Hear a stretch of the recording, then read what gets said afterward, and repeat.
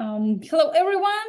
Today we are painting a landscape image by Karl Nordström, a painter from Sweden.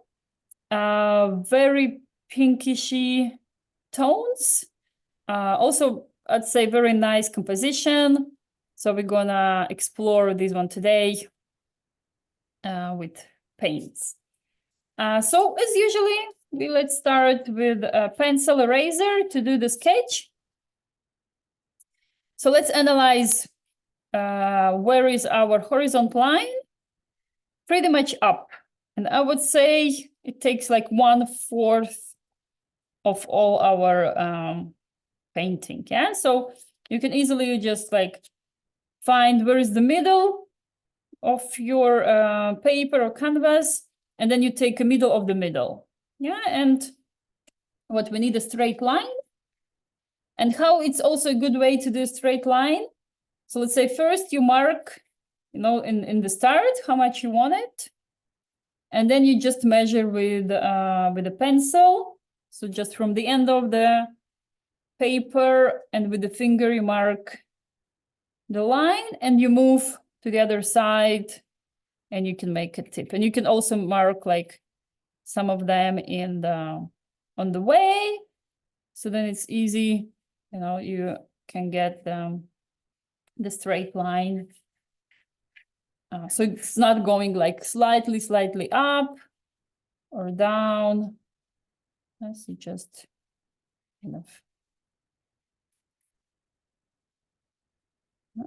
There's also like the way you can just draw a straight line and then just check a little bit distance in between. So it's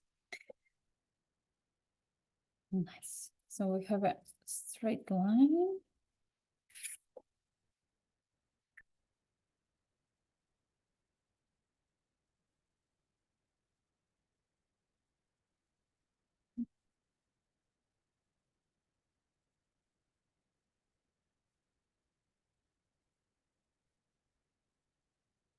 Cool, and now let's sketch the hills. So let's start with the biggest one, the hero. We see it's starting almost a bit lower than the horizontal line. So we can also mark just where we're gonna start. And it's also good, kind of, you mark where you start and where you need to come, where you need to finish. And we're finishing at the bottom and on the side of here. So then I know I need to go from here till here. And then I just kind of see, okay, I have some diagonals here in the middle. We're gonna have also some house. And once again, it doesn't have to be perfect. So our aim is not to copy one-to-one this painting. We're using it just to practice, to learn some techniques. So feel free to play with your lines, making them a bit broken. Yeah,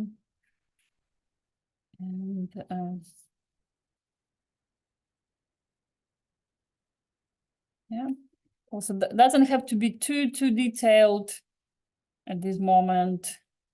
Like we're always gonna have a room to correct with the brush. And of course you can do the outer line of rocks, and you can also do some main parts inside. This rock is very colorful. Here we see yellow, purplish. So if you want also maybe not too much. Yeah, this is also like something you always need to be careful. To me, it happens very often, and I need to stop me, is getting into details before you have other stuff. So let's say I did the rock now, and I'm already eager to do some interesting details. But what if I now start doing the rest and I see, actually not enough space and I want to move my rock? Yeah, so kind of hold on, spend more time on all general composition, and then move on to the details. And this will make me, so we're gonna wait with the house. Let's do the other islands. And when we feel kind of the space of river is enough, then we continue. So what we have here, we have some little islands. So one here actually is a bit higher than the horizontal line. Yeah, and we check where it lives, somewhere here, and it's tiny bit goes up. Then the shapes is easy, just kind of yeah. And there, and it's connected with some other islands here. Like we see some also emptinesses. Those will be actually important, those tiny emptinesses where we can still see a bit of water. Yeah, it's gonna give us the feeling. Here we can place some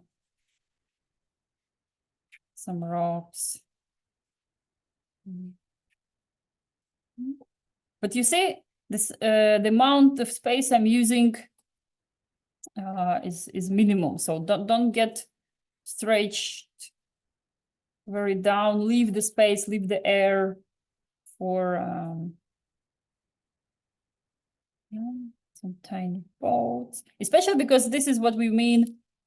It's far away, it's in the background, so this rock is in front.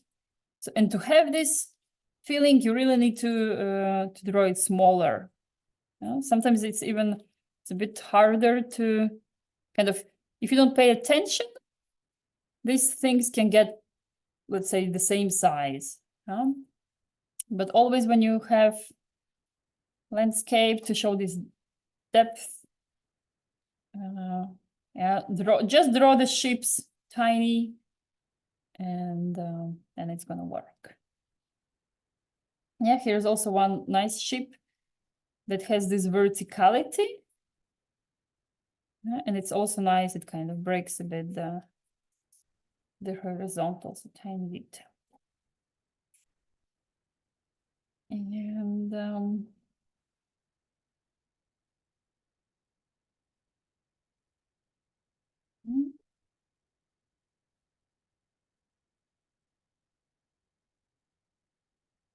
yeah, so no rush.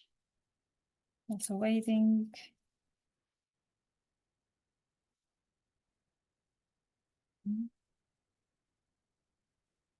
Okay. The house, I'd say also pretty much easy. So just first the triangles of the roof. And the connection line. The house is hidden in the rocks. So some fishermen's.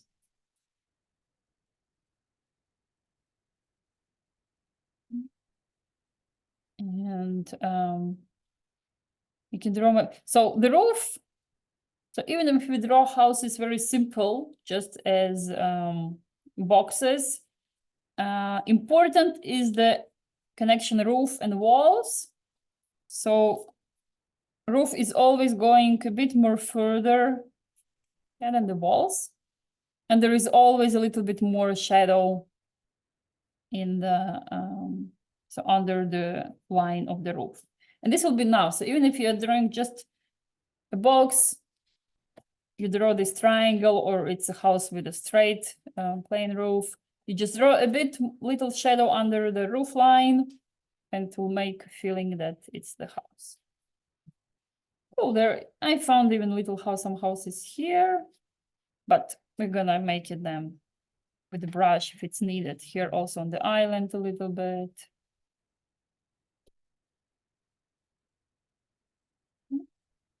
So yeah, take your time to finish the sketch. Actually, maybe how do you make the house? Because I'm struggling with the house. Yeah, like, do you see how yours is kind of angled?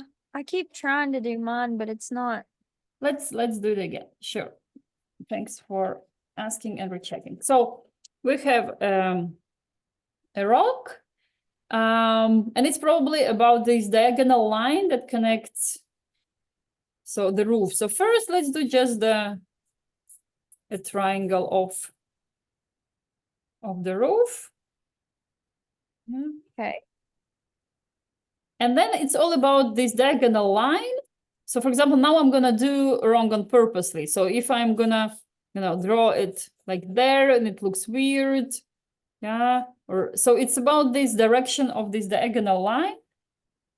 Yeah, and it's actually pen goes a bit like parallel to the line of the rock. And then what's important, you just also move this triangle kind of parallel, so you don't get it in the other direction, basically. Okay, that looks much better. I think I was doing my line too far out. Yeah, and it's also something, for example, now at the second time, and I felt like tinier house looked better I have, so now I'm gonna just smaller it a bit, scale a bit small. Yeah, and then as I mentioned, we just do kind of the double line under the roof. So under this triangle, a bit more dark, already gives the feeling. And the walls are going inside. So I let the roof go a bit over, especially if you're talking it's Northern Europe, very rainy, cold climate. So of course, the protection of rain and snow, that's all the roofs over there. So have and I think also typical to have a red roof there. Yeah, here a tiny window and the chimney as well. So chimney just we can draw just this stick that's kind of maybe like because we're doing a little house, like, and we say, okay, the chimney is on the other side. But if you draw on this side, then I can just show you. So usually also draw it a bit like the connection is with the roof somewhere in the middle. And you definitely always need to put this a bit like diagonal line, the same as the roof, So I'm gonna, so then it feels the roof is kind of coming. So this little diagonal line, yeah, so you definitely don't go straight, because imagine just two shapes, one coming out of another. And since the roof has the slope, diagonal also goes. But to make your life easier, you can just say, hey, my roof is going from the other side of the roof. So this is all I see. Yeah, but just to, because I think this painting, it's more about actually colors and tones. And these objects play maybe like a secondary role.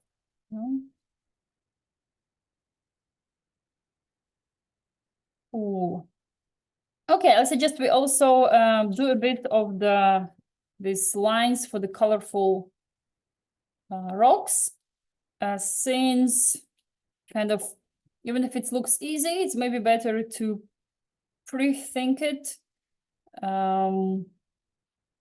and before going with paints, because once you are with colors, then it's like it's hard to think about everything, and then it's good not to think anymore about shapes, but already more just about mixing color, getting the right tone. And again, doesn't have to be perfect. I'm mainly now marking more or less those yellow lines. It's also about like thinking how we're gonna work with paints. The first always comes the lighter colors. So let's say this definitely light pink, yellow, some light blue, because we want it to be clean. Yeah, and then like there is always room to make it darker, but there is not always the way to make it light. And even if acrylics are the paints that allow you to cover. Still, it won't look that fresh and clean. Let's say, what happens? I have some dark color, and then I say, oops, I actually wanted a light pink there. So the way I should correct it, I need to put a layer of white paint, let it dry, and then I go and put, you know, the color I want. So light yellow, light pink or something. But still, it won't look that fresh, that transparent when we put it straight on the white canvas, because the whiteness of paper or canvas also helps us. It's also in the game. It gives this lightness. Yeah, so always take care of your light areas. Just like think about them. You know, so like define them. You say, okay, here, here, here. These are the spaces. I'm putting light, clean, and I'm careful not to like make them dark.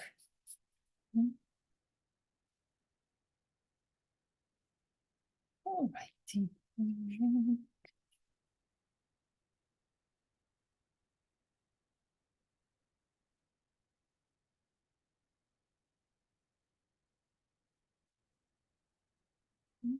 And painting rocks, stones, you know, mountains. It's also sometimes, let's say, if you're doing first time, might not feel that easy or realistic. It's like takes a bit practice. But the main thing you need to understand about, so it's always have these edgy shapes, so direction like changing. And then when you do colors, it's all about also, you know, putting light and dark sides.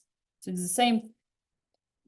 If so, the color, the classical theory of light and shadow. If we take a sphere, then it's all about, you know, soft transition. Let me check here. I'm gonna find. So I have, yeah. So when we have round things, it's all about like transition, because it's the curve and the light and shadow go slowly. But if we have, let's say, like a house and the rocks, the shape is more like, let me take a paper. Yeah, so it's when we draw a cube, yeah, and it's like one side.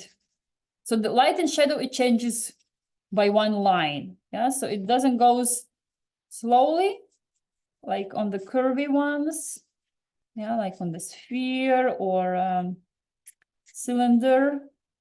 So to paint your rocks, they look realistic. It's exactly this, the changing the light and shadow. Yeah, so here is like slowly and here is sharply. And the rocks are about this.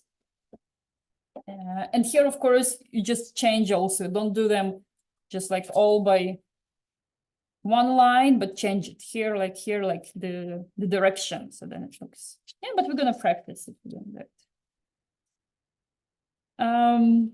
How it looks? Are they ready with sketch or need some time? I think I'm caught up with you. Hopefully Yeah. that looks okay. It looks good. Yeah. Like what should we check? Like the space, enough space for the river, so it's not like squeezed, you know. So we feel the maybe the brightness, the air. Okay, cool. Then let's go and experiment with colors. And let's try to make a plan. So how we're gonna work, what we're gonna do. So in general, the way you work, it's kind of you define some base color that usually, of course, is light. And so you put it first, and then on top you build like the second, third layer already with some complex. So let's say here, we could, so let's analyze. So let's say for the sky, we would put something very pale blue. It's even has some maybe even bluish greenish feeling there, but very pale. So we're gonna need lots of white and tiny bit to me, it looks even a bit like emerald color. Although we don't have green in the sky still, let's say, we're gonna experiment since it's, you know, like impressionist, we're allowed to change the tones. So we're gonna put this bluish layer and then on top with thicker layer. So the bluish one is gonna be more watery, just as background. And then on top, we're gonna build the nice shapes of pinky clouds. And we're gonna do the same with water. Here, maybe we're gonna change just a little bit the tone of the blue, just not to have them too similar. It's not to have the same sky and water. Here we see a bit darker, but again, we're gonna put a watery base, so like transparent color of this bluish, and then we're seeing a reflection of the clouds into the water. And these areas, we really need to work with lots of white. So please make it pale, because then the painting will work. Because here we have the bright colors. Here we have the intensity. Because if you make it all intensive, if you make intensive sky, intensive water, islands, it's just not gonna work. You know, it's gonna be all to the same. So this tonality, how light and how dark. Yeah, so I can have the same, let's say purple, but here on the rocks, it's intense. And here, let's say where the water is very, very pale. Yeah, so this is maybe like the most important. And yeah, let's start working. So let's start with sky and water, and then we slowly get to our darker parts. Yeah? So another, let's say, suggestion usually, especially like when you go to the areas you're gonna paint light, remove the, so if you have like your pencil too dark, I always like to remove it. Like it's very important, especially if you do the watercolors, because watercolors are transparent. Acrylics, we know they cover much better still. Like if you use light pink, light blue, yellow, still you can see this line of the pencil. Yeah, so maybe where the rocks are, not that important. All those dark purples, we're gonna cover it easy. But let's say maybe here the line of the horizon that we see here. Yeah, so again, where the island is, it's okay that we have the dark pink, the dark purple there. But where we have the pure line, connected sky and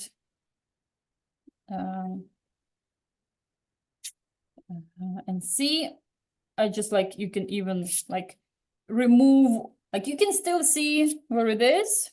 So you have the guide where you need to paint, but yeah, and for example, if I paint sun, I never put the circle with pencil.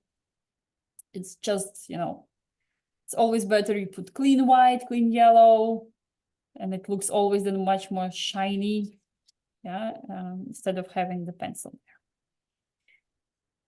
Cool. So first color we're putting on our palette is white. Like as you go painting, just be sure to buy a bigger tube of white. White is the color that goes away the first. Yeah, so you buy like a set.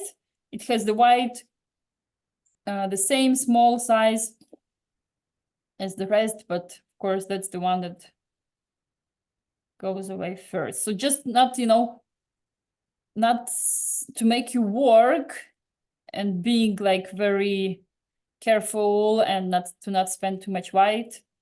Just buy you a big tube and then you're more free to spend it. Yeah. And I would suggest we prepare maybe 2 white piles at the same time. And what we're gonna try to mix, so the base color for the sky and the base color for the water.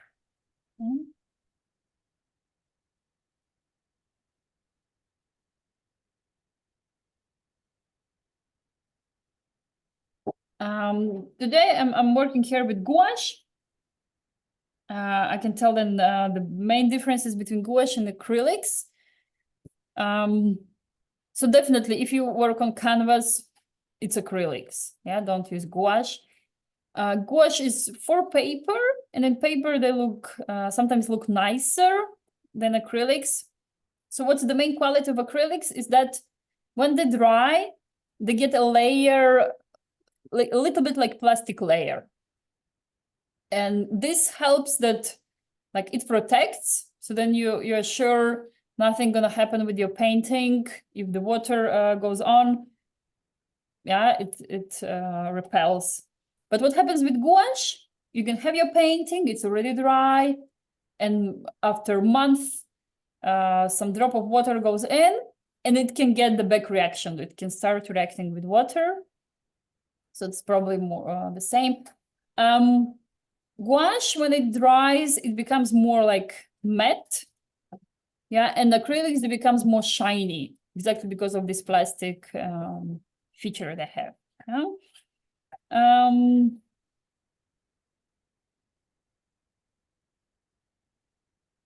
But in general, like they're both water-based, and this is why, of course, it's much easier to work rather than with oil paints. Yeah, because oil paints, they're based in oil, and then you can't use water. You need to use, if you want to make it a bit more liquidish, you use the lean oil and so on. But okay, so we're talking sky and watercolor. So I have a limited set. I have like just a tiny 12 color set here. So let me try to experiment something here. So maybe I'll take some blue, and maybe I'll take some green to make like emerald. So remember, emerald is blue mixed with green. And then logically, if you take like different greens, you're gonna get different emeralds. And then, yeah. And again, so if you already have like a bigger set and you already have some cool color that you bought previously, just use it, you know, don't complicate your head by trying to mix a complex color. Especially, here comes important tip, especially if you have a big size and you need to cover big area of sky, of water, like there'll be some point you will have not enough of your mix, and then you need to like mix it again, the paint. And if you make it too complex, it will be very hard to repeat the same color. Yeah, and then you're gonna just struggle. So sometimes it's really good if you're painting a big size painting, you just go to the shop and buy already pre-mixed tone that you need. And maximum, let's say you mix it with white to make it lighter. Yeah, because then it's easy, you cover everything. But if you use like 3 colors to make it, yes, you get a really cool color, but it's difficult to repeat. And another tip, when you mix the paints, mix them slowly, in the meaning add one color to each other slowly. So let's say here I have a huge pile of white. Now I want to create this pale blue that I see in the water. It's kind of, yeah, so I take a tiny bit on the edge of my brush. I take a tiny bit of this dark blue and I start mixing. And it's better, I go 2-3 times in and back. So I say, that's too pale. Okay, no problem. I go again and take again a bit and mix it. But if I go too quickly, it becomes too dark and it's really hard to make it like pale again. I would suggest you even don't fight and just next to it mix again, because otherwise you need to put really, really lots of white and you have excess of paint. Yeah. So a very pale, here I got like a very pale blue. This is gonna be the base of my water. Yeah, think also about you're gonna have pink coming on top. And the next color, very tricky. I'm still kind of analyzing this color of the sky. Yeah, very light greenish blue. I mean, we're also allowed to change. Yeah, it's not that, but of course it's interesting to, to match. So what I'm gonna do, I'm gonna try experiment mix light blue and light green. And then again, with little amount of this mix, I'm gonna go to my white pile and have the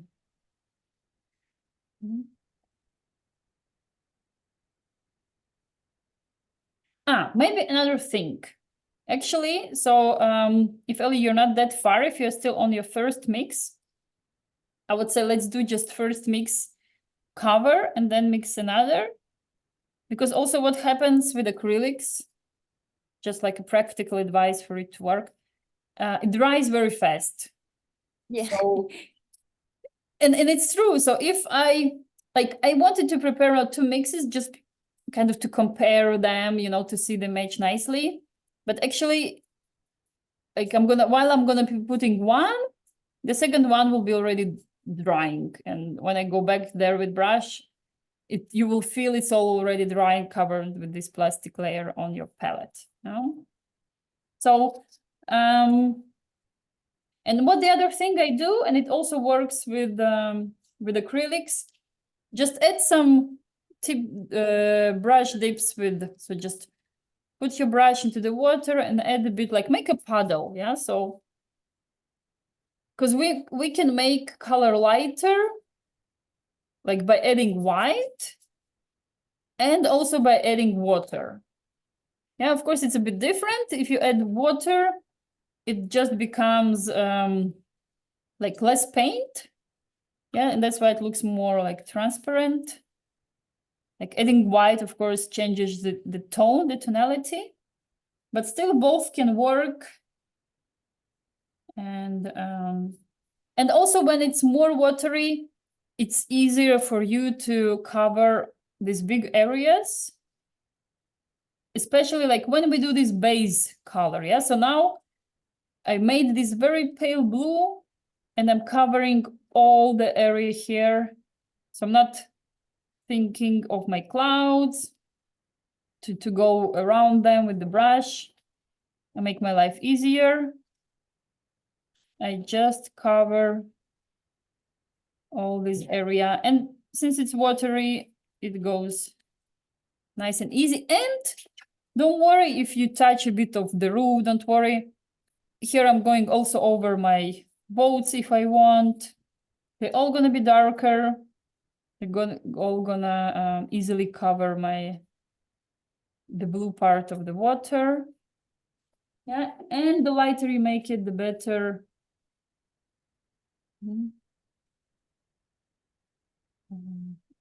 Sometimes I notice it's actually harder for people to mix pale color rather than so like bright is easy because it's already what comes from the tube. And here, just more white and being very careful, putting a little amount of color you need. And just add more water. Make it watery. You have canvas, nothing will happen. If you have paper, then you just need to be sure it's thick enough so it's water resistant. Yeah, and usually it's the number what we see when we buy the album. There is a number either in gram per centimeter or it's the LB, the thickness. Yeah, and the bigger it is, the more water resistant is your. Okay, put the color. Actually, to me, it seems a bit more like the color I would like for the sky. But okay, yeah. And this is, for example, something.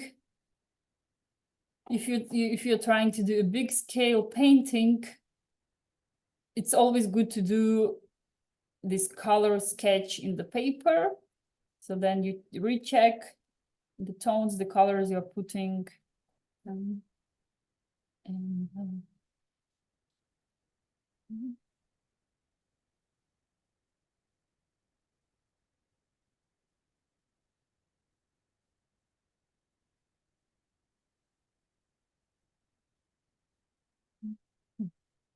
Now I actually have another idea.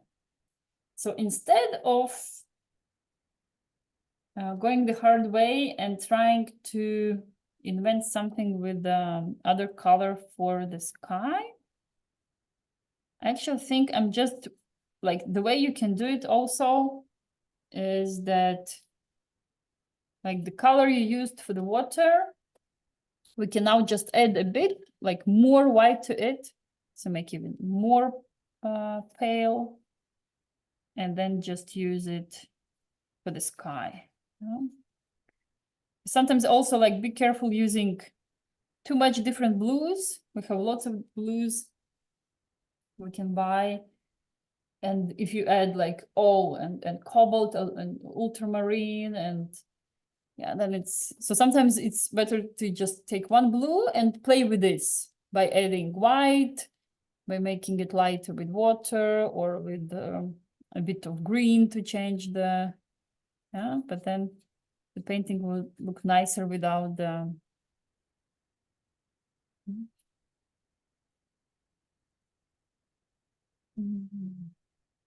well, I think I'm gonna have a little change as to this painting, the original one. So I'm gonna have my sky a bit darker than the water. So in the reproduction of the painting we saw is the opposite. Doesn't matter, the main thing is different. So what I'm using here, I kind of didn't feel space to go more lighter. So actually I'm just going like, so it's the same color. I didn't change. So my plan, mixing here green and blue, I left untouched. No worries, I'm gonna need them, I'm gonna use them for the rocks. But all I did here, I've put the blue, both the water and the sky, the same blue, just different amount of white in it. Yeah.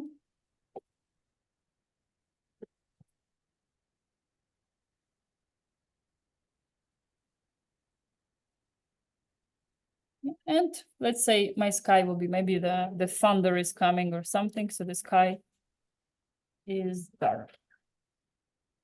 Yeah. There is no rule what needs to be lighter or darker. It's kind of actually according to the nature. You just contemplate.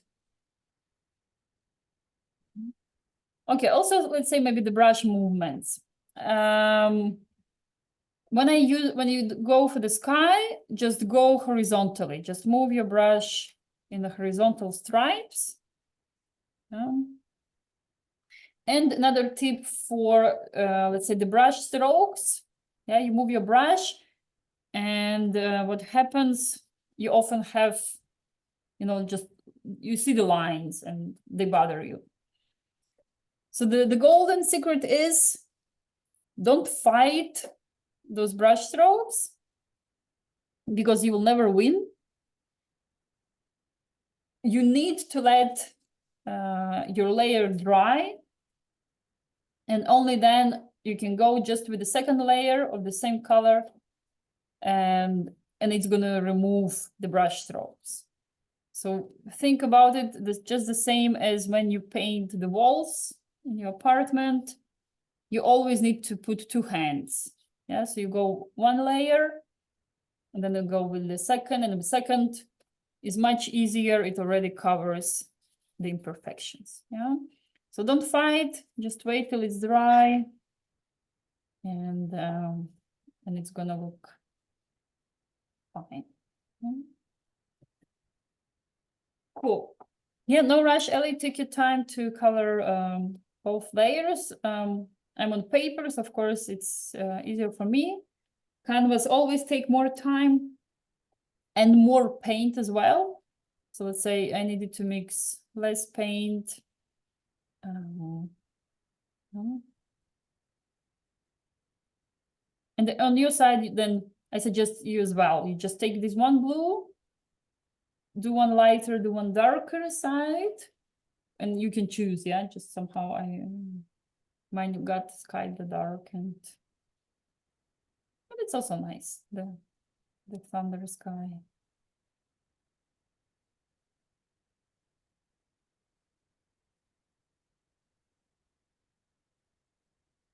Yeah, and we're gonna let it rest.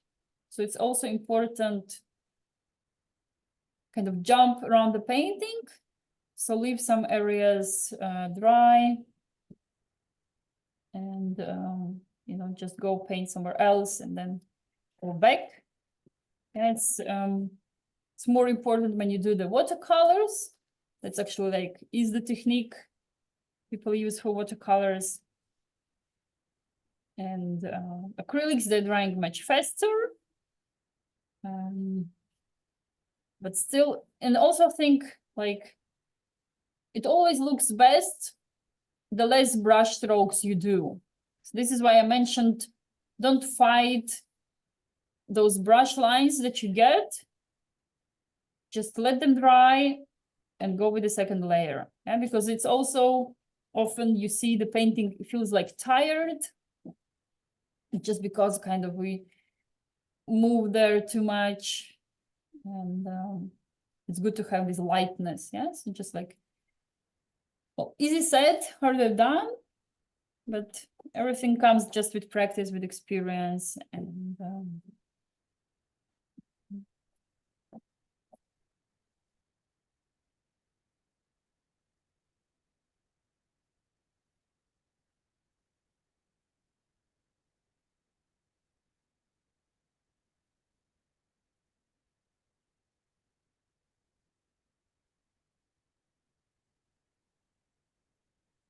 oh, nice job. I like the tones. Yeah, looks good. I was trying to match them, but not No, good at the colors. you did very good job. I'm very surprised because painting on canvas and also very quickly. Cool. Okay, let's go to our islands. So again, we choose the base color that we just cover everything, and then we go on top building, you know, already the part. So here I suggest we just take pink for all the islands here at the background, and the frontal big rock, we will take, I would say, even 3 colors as a base. So we're gonna use the same pink that we did in the background. Then we're gonna use a pale green, and we're gonna have these, actually we can take just 2, pink and green, and this yellow, it's not very bright yellow. So actually it's gonna look good if you see this yellow on top of the pink.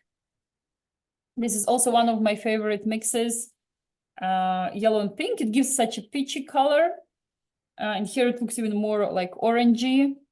So yeah, again, to like, if you're starting, it's always better to have like smaller palettes, smaller, less colors. So pink. So let's mix pink color. Again, much more white, tiny bit of red. And again, you have a story with, you can have different reds. This like, there is a wide range. Like when we talk about, let's say, yellow, there is less. We have lemon yellow that is cold. We have medium yellow that is like warmer. And then we go to ochre. And of course, when we talk about blues and reds, like there is, it's a big story. But like choose one that goes to your heart, that you say, oh, looks good to me. If you use the same brush, remember to clean well your brush. Like now we're going, let's say, well, we're changing, you know, from colors, but always, especially when you go from dark to light. So you just clean well, and I also just wipe it with paper towel to avoid like the paint that sticks there where the metallic part is. I mean, or you have just a bunch of brushes and you can take a clean brush. Okay, let's do pink. That there is actually like dark pink. So you can feel free also, let's say maybe a tiny bit of blue. It's gonna make it a bit more purplish, yeah? But again, Be aware, careful not to mix too complicated color, you know, although island's already not so big, but still, we are doing now the base layer. So the base layer can be simple. And on top, we are sitting already some now interestingly mixed tones. Yeah? And here already, you don't need to use so much water. So feel free to do more amount of paint. So even it kind of sits on top, yeah, especially we do this island, you like physically feel it sits on top of the blue. Yeah, you can even make it like thicker, so it's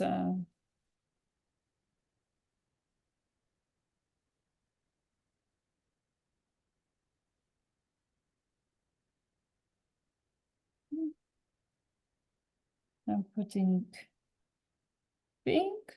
Yeah, later we're gonna go and make it more interesting with some purplish colors there.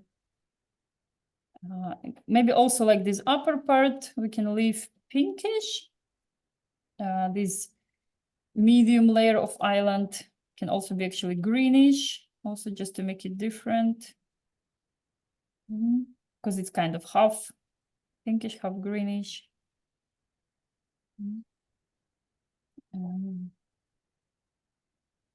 And where I can do, and I can do here, so the big rock.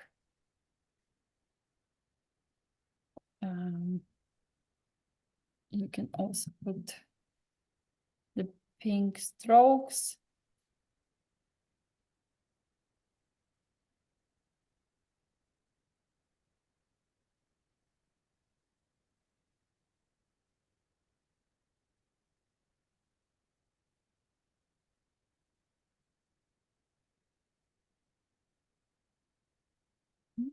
Where I went here for the big rock, again, I got my brush a bit more watery, just in the purpose. It's easier to cover. It's easier to put the paint. And still, I'm gonna put here other colors to make it feel more. Yeah, but here more like. Yeah, actually, it's almost like light.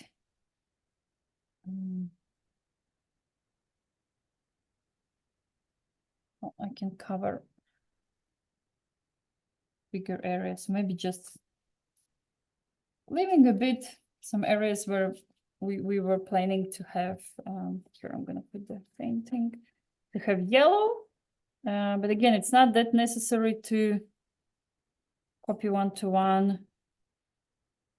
And yellow on top of the pink also is fine. You know, it's then maybe just like this area is pinkish, and this other half can be a bit more greenish. And yellow goes well on both colors.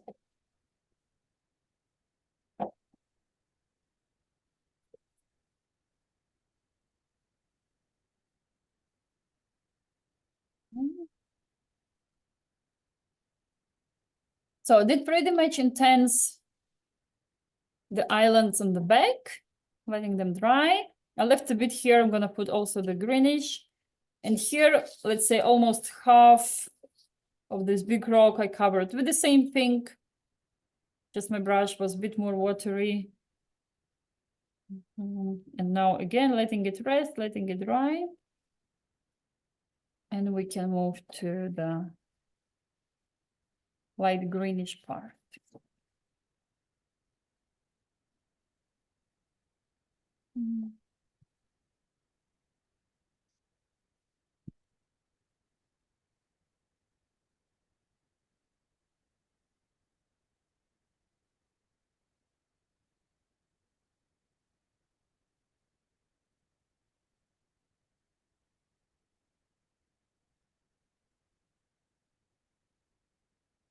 And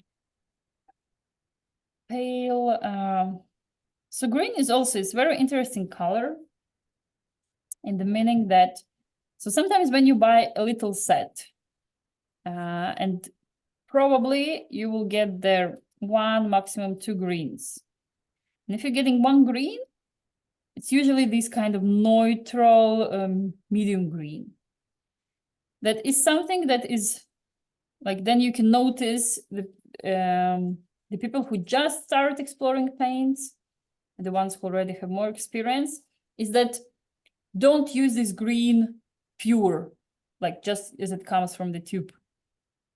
Always mix it with yellow or with blue or with brown or black, like make it more complex. Yeah, because the green that comes there is often just like that bold. And this is how you can detect the paintings that were maybe. And again, so we're doing the base color. I mixed my green with white. Got this pale green. Again, making my puddle a bit more watery. And just covering here the area. Now, when you have it watery, you don't need to worry also about not seeing later the lines that you did, the rocks, because the watery keeps it visible. Yeah, and again, so just like maybe also to avoid complicated myself, just coloring all the area. Yeah, that's why it's important. It's transparent. It's pale. It's going to be easy to cover everything. Yeah. Not forgetting the islands there.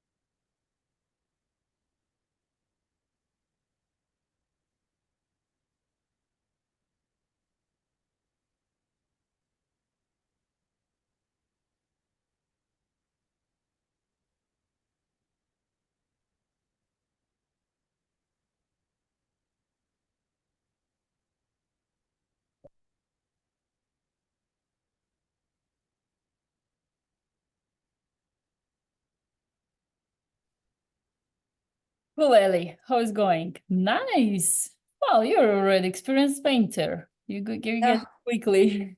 This one, I struggled with this part. The pink part, it's kind of bad. No worries, no worries. It's not. There is nothing a painter can't fix. I would say it's more hard to get your brain out of the place you don't like. Yeah, because then we are kind of eager, we want to fix it quickly because we don't like it there. But always like the golden rule, the best solution, you just kind of let it go, start painting the rest all around. You will see the part will look different, and then it's easier to correct it, rather than just like, oh, I don't like this part, and you start fighting. So just like go do all the rest, let the part didn't work rest, and it's going to be fine. Let's color the house. So just also to give it a bit more, maybe the house and the boats. So just to have a bit more like detail, and then we go playing with the rocks. So the roof is red. Again, you can also use just the clean red. You can add a bit of brownish to make it pale. Brown is also one color that I like using to make colors more calm. I use it often with green and with blue. So the moments when I don't want to use blue very bright, very intense, you just add a bit of brown and you will see how it calms down. Yeah. And the same with green, when it's like very bright. And then so you don't need much paint for the tiny roof.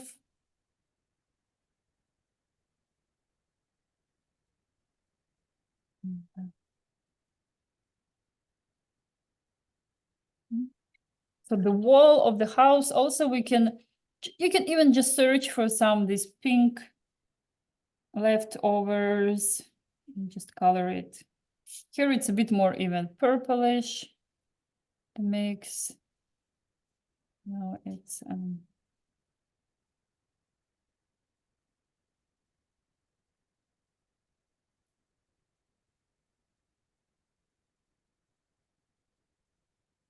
also I want to say that also never worry if you get some part like too dark. It's again, the secret is you wait till it's dry. And the technique you can do, you can go just straight with white on top, just like with the watery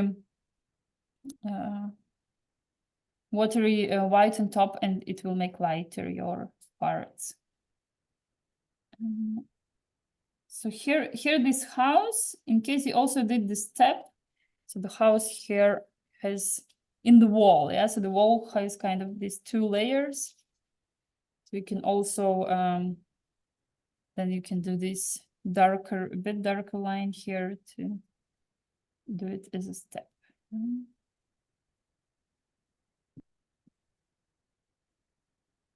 since we are in these tiny details, we can maybe also do a few boats.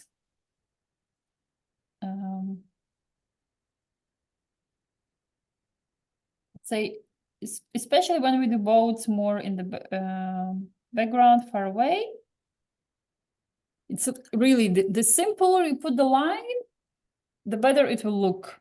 Don't try to draw like complicated details in the boat that is far away. What's more important is that you do the reflection in the water. Yeah? So let's say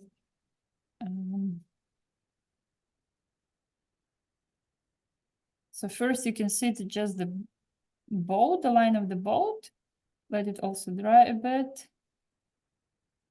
And then you can go in and do just the same boat in the water upside down, just a little bit lighter the color, yeah, because due to it reflecting in the water, of course it changes.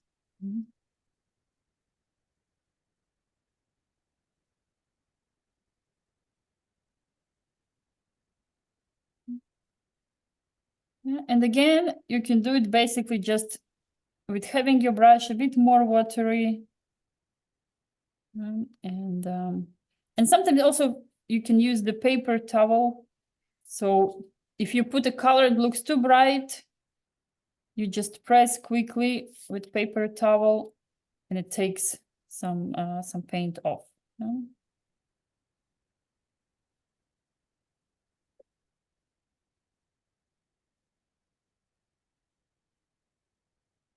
So basically it's all just the stripes. I did darker stripes for the boats and more the same color I did with the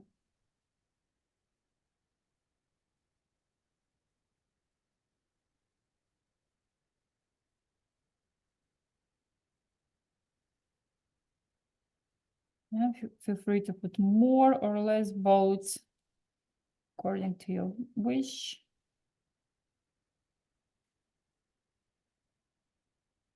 Oh, there is also island. I forgot the other side of the here somewhere.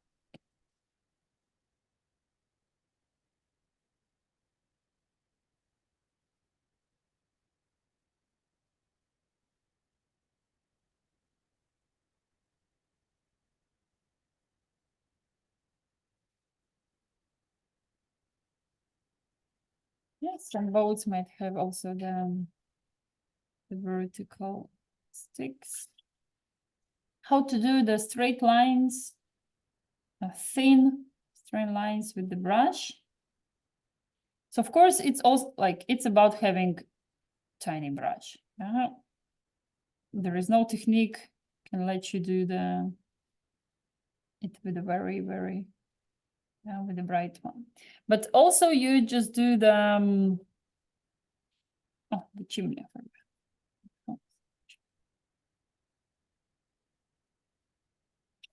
Your brush must be like watery enough to do the thin lines. Yeah?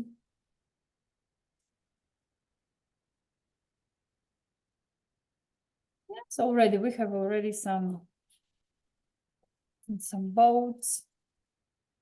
I'll show you closer. You maybe then.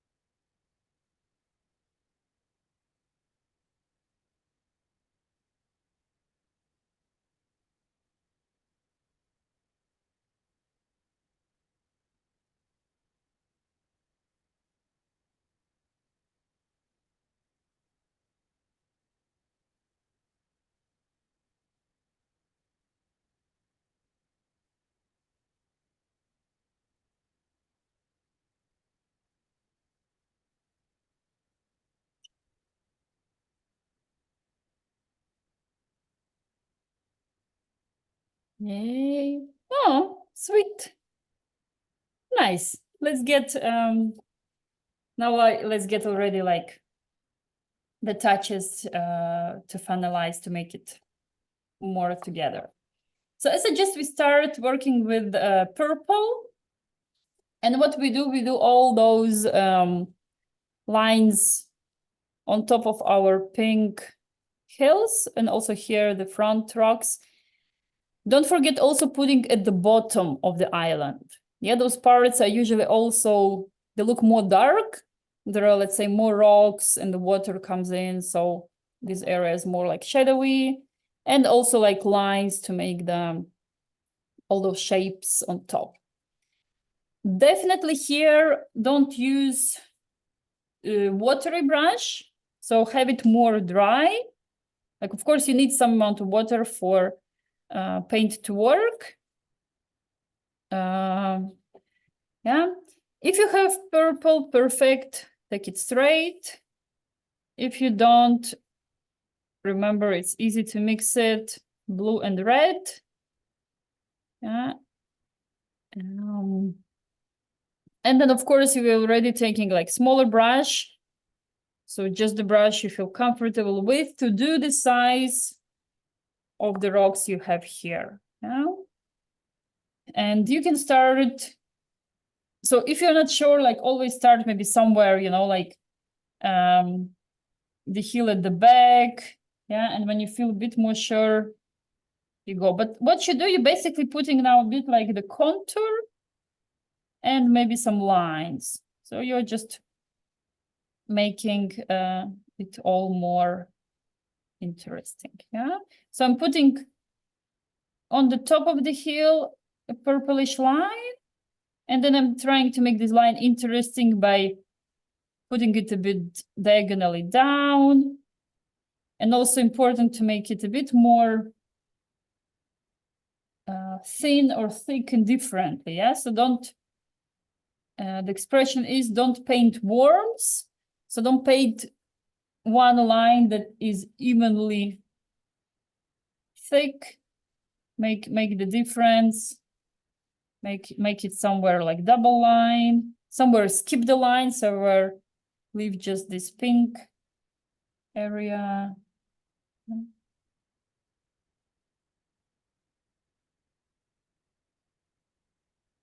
Yeah. And if you feel, for example, now I have put and I feel like, actually like these lines, they look a bit too separate. A very easy technique. You just did the lines. You just quickly go with your brush to the water, make your brush clean but wet, and you can blend out a bit. Yeah, then you can make the lines softer. So here, just with the watery brush, I go more like touching the borders of my lines. But this needs to be done like at once. So that's why like then you can go in steps. It won't work if your paint is dry. Yeah, because then it's just not gonna blur. So we can start putting lines. If you don't like them because they're too sharp to separate, go blend them in with just clean wet brush. Yeah, but also leave, so you leave some lines sharp and some lines you blend. Yeah, and this will make painting look nicer, interesting. Yeah. Where is this green part? Maybe we can go. Well, actually, the painter also has kind of purple there, but you can also keep on changing a bit the purple. So don't do everywhere the same purple. Just, you know, we already have on our palette different mixes. You just can grab also, you know, some leftovers of some previous and make it then more. Yeah, and again, if you feel you've put too dark, just quickly grab some water and blend out. If it becomes too watery, use the paper towel to get some water out. Yeah, and we already have. And here again, don't complicate, don't try to, it's the background islands, the more like it looks, let's say, not precise, the better. Yeah, because again, we don't want to create the competition to our frontal rock. Yeah, the frontal will be more the one more. So maybe I'm going to show a bit closer what happened with me with yeah, so the tops I left a bit like a contour, and some middle lines I was blurring a bit. And this is the effect acrylics allow us. They act as watercolors or as oil. Yeah, so oil, a thick amount of paint that you can even create a texture. Yeah, that you can even like feel the amount of paint coming out of the surface of painting. And you can add just more water and have it blur these watercolors. And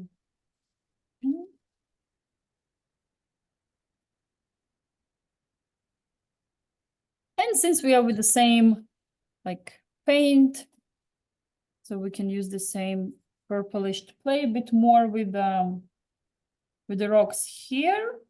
So here already not that thin lines may be needed. You can already, I even took a bit bigger brush to have it say easier. But here I would say concentrate a bit more on the diversity. And what I mean by it, different lines. This is also something, if you don't pay attention, the brains will draw the lines not only the same thickness, but will also put them in the same distance between the lines. And this is, I don't know, probably maybe some feature of brains that they like that everything is in order and secure. But for us as painters, we need the painting look different. So this is something I put my attention to, and I say, okay, I make my lines different, some lines more together, some lines more apart. And here you can also definitely use the effect of dry brush strokes. So the thing that we were trying to escape in the sky, that you don't want to see the brush lines, here in the rocks, the opposite, something you want to have. So it's kind of, when you feel already the paint is over on your brush, don't go and grab quickly the new amount of paint. Keep on drawing a bit, and you will get those dry brush strokes, and this will nicely create a feeling of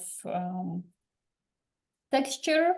And also it will give you the difference, because when you first draw with the paint, it's bright. When already it's almost over, it's of course more pale, but it's good. You automatically get the diversity on your painting. And yeah, and here already you just play around. Again, feel free to choose a bit more to bluish somewhere, like maybe where we go more to the green parts. And here again, so you can play by using just outline. It also looks cool, looks nice. And by covering some textures, covering some areas.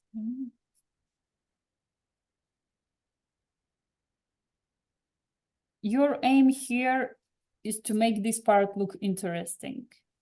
And interesting looks when it's diverse in tones of the color, in shapes, in amount, somewhere more, somewhere less. And this is basically your job as an artist, figure out exactly those amounts and those tones that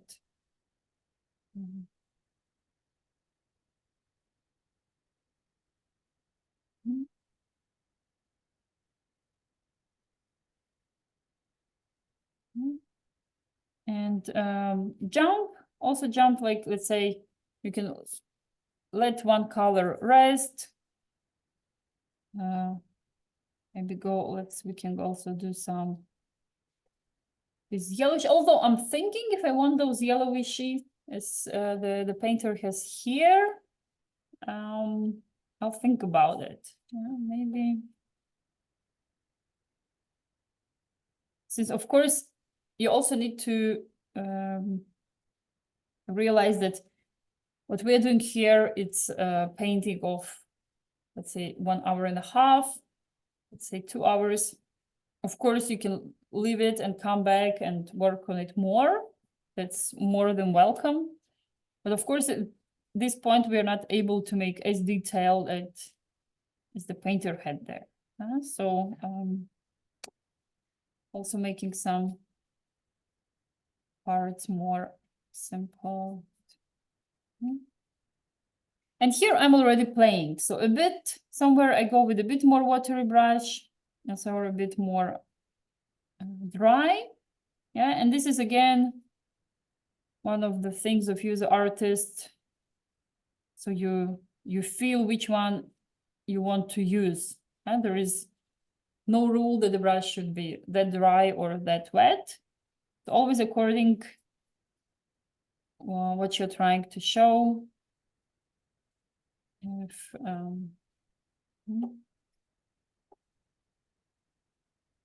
and I say today we can skip the clouds. Don't let their head. Maybe we can even, instead of doing pink clouds, that probably will be disturbed. We can do the white clouds a bit fluffy, or we can actually just leave it plain because we already have so active the rocks that can be too much. What another technique I like to do? So for example, here I played now with lots of lines on my rocks. Yeah, so here are some just like taking and with the tip of the brush, just doing the outlines. And then when they're dry,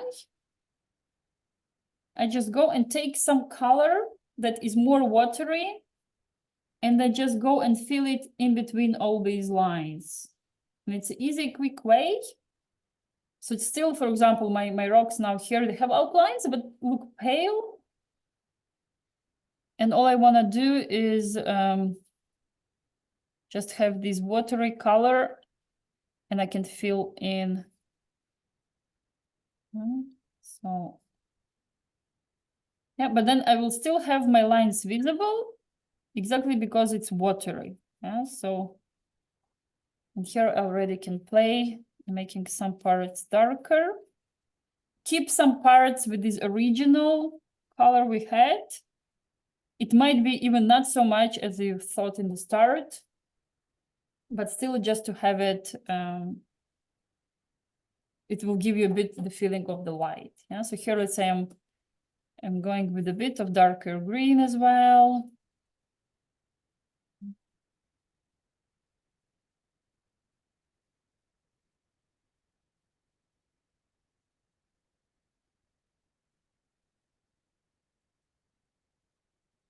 Yeah, and also feel free, maybe a bit like move a bit pink to the green parts and a bit of green to the pink parts. So yeah, pink to green, green to pink.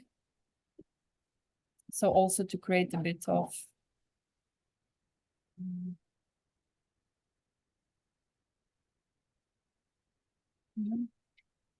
if in some moment you say, oh, it looks too colorful, remember such colors as, well, gray at most, but brown in some points also can work as like neutralizer, something that gonna calm down if the painting at some point looks too much stuff going around and you wanna calm down a bit, like unite, I would say, even if it's like works a bit like uniting part.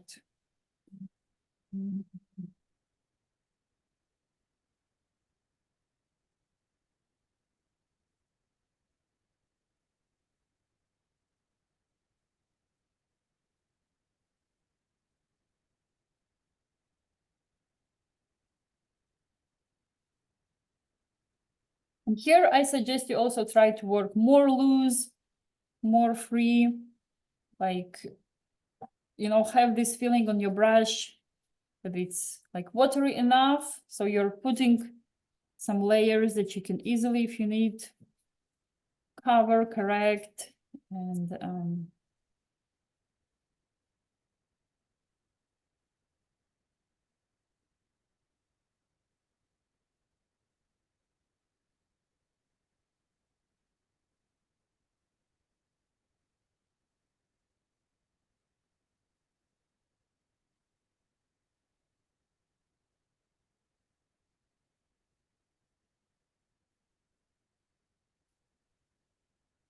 and another general tip for your artworks.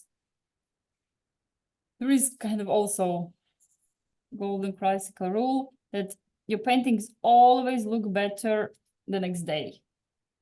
So if you tend to judge a lot, did it turn out well? Believe me.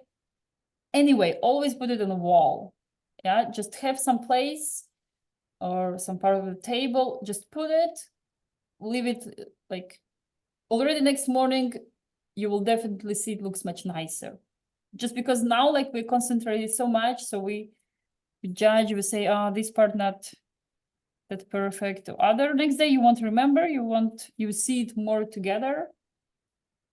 And still, and even if it's fine, also it didn't turn out perfect. It's the part just of practicing. But still, it's good to have your artworks somewhere for you visible. It helps you reflect, analyze. Yeah, so don't just hide them to some folder or some part. And of course, keep them changing. New paintings come, the others can go, but it will help your artistic process too. So for example, now I'm also looking at my rocks. Yeah, they look already like interesting, all this movement. But what's missing? Missing the thing that I told you in the start about light and shadow, about and this rocky part. So we do the rocks with a Sharpie. So all I need to do now, take a darker color. And so I'd say the darker purple. And just mark somewhere more the shadow. And of course, let's say, basically it will be, you choose one direction. Yeah, so you say, okay, the sun is on the left, meaning all my shadows gonna go to the right. But still, of course, also turn them because of the shape of the rocks. The rocks can be, yeah, and here I'm just placing somewhere a bit more Sharpie shadows. And again, it's gonna bring some more, yeah, it's more deep.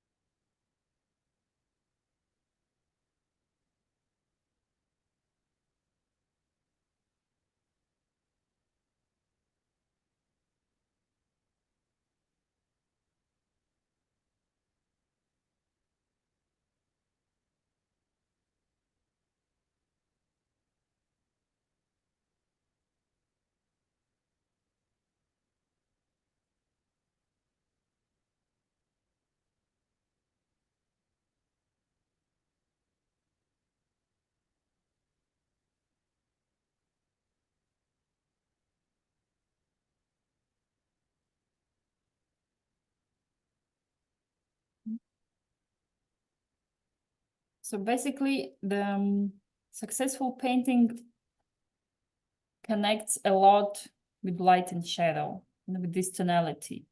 If you have all your painting made in one tonality, it's almost impossible, very hard to succeed. So when you contemplate some other art that you already know is admitted, considered to be good, because here also wants to be careful. Yeah, not all art is good for learning, especially, and then contemplate the differences between the light and dark parts.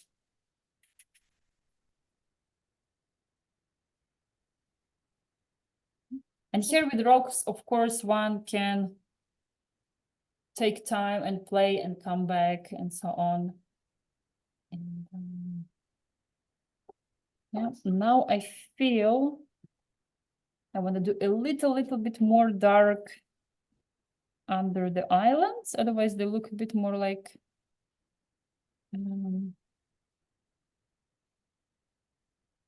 they're kind of floating. So I do a bit more dark water there.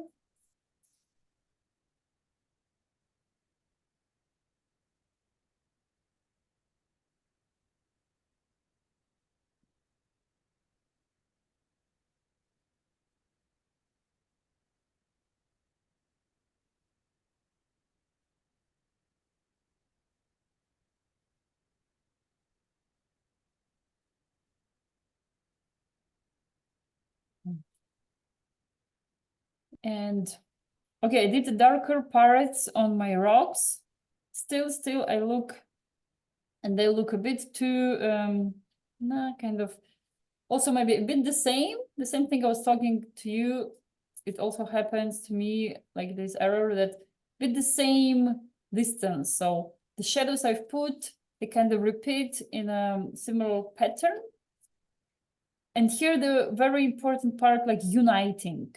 Always do it in the, generally how you work with your drawing, your painting, you go from detail to the whole. Again, back to some details, back to the general, how your painting looks. Because the most important will be how your painting looks in total. If you do a very beautiful detail somewhere, but it's not matching, it's kind of looking apart of the wholeness of the painting, it makes no sense. The painting won't look good. So here, this part is uniting. Again, you can take a bit more watery brush. And here I'm already taking just like leftovers of what I have here on my palette. Some here dirty blue, purple, something. And I can go, just bravely go and unite some areas. It's good you did details, very nice. But go and put a general color, like, of course you leave some areas maybe a bit more light or something, but have things more together. So here I'm going with the wet brush and just joining the parts together and bringing the whole.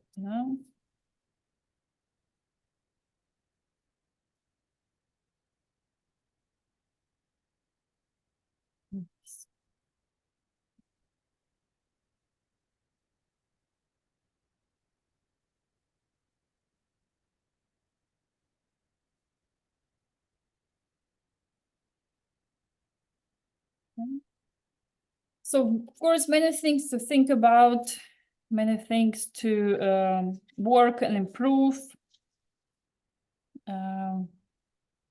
Definitely feel free to let your painting rest, to come back to it later. And no painting is done in 1 hour. Let's say the color sketch can be done in 1 hour. We're planning a big painting. So we just put the color, the colors we're gonna use and see how they match together. But definitely bigger artworks takes more time. But still today we explored like different techniques with brushes. So it's your job to start feeling how much water you need, how less water you need on your brush, and you get different effects, different results. Remember about the tone, how light, how dark. Don't make everything the same tone. Choose parts, that are more important, more bright. The rest is secondary. Not everything in your painting can be the main hero. You choose what's the main hero, and then you have second level heroes and the less important heroes. Um,